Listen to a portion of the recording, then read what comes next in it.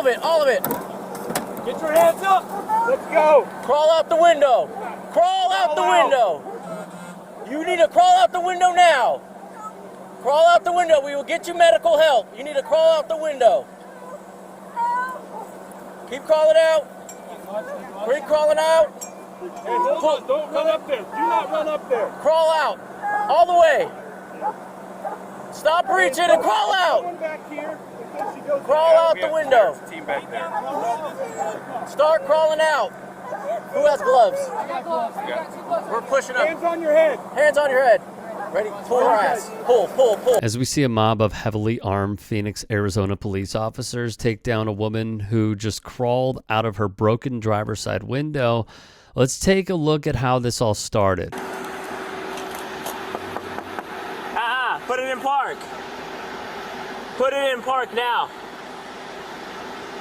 Hey.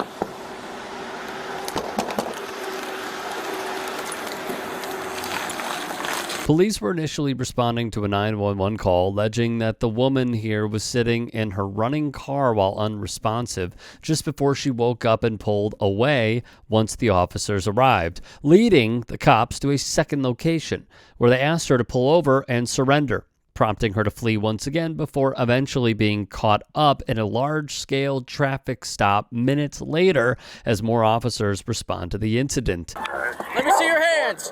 Let me see your hands. Do it now. Do it now. Turn off the car. Turn off the car. Turn off the car. Get your hands up.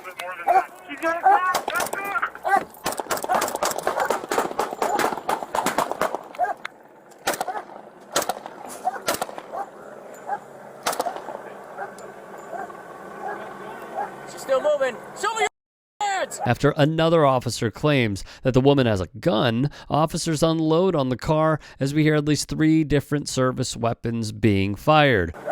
Can you see that gun? Can't see it. Can't see it. Hey, you got a shield we can front?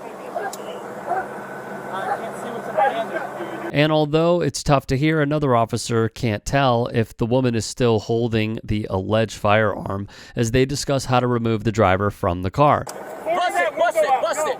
Do it. Bust it. Another one. Show us your hands. I still see something black in her hand. Hey, I'm gonna dump some Mark 9 in there. Yep.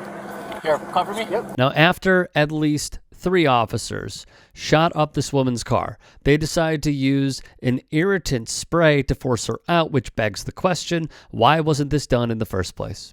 Why didn't they at least try less lethal methods before opening fire indiscriminately on the car, even while other officers were on scene that could have been caught in the crossfire? Miraculously, the woman is somehow alive, despite how many times she was shot at and breathing in the irritant spray, only further proving that the use of lethal force should not have been the first and preferred course of action to handle this, regardless of whatever the woman was accused of holding.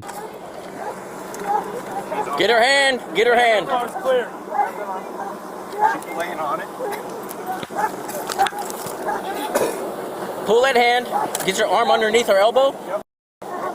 Dig it underneath on the street side. There you go. In their critical incident report, Phoenix PD later admitted that the woman was holding a lighter that looked like a firearm during the incident. AZ Central, who obtained and released the shortened body cam footage of the incident, reports that the driver was taken to the hospital but thankfully was in stable condition the day after the shooting took place. Sergeant Rob Shearer of the department claims that the woman produced an object perceived to be a handgun and pointed it at an officer after failing to comply with requests to surrender and exit the vehicle during the final stop. Sergeant Shearer also claims that the department has launched both an internal and criminal investigation in the officers' conduct during the incident, as 2 17-year veteran officers and a 5-year veteran officer may face administrative and/or criminal charges depending on the outcome of the investigation.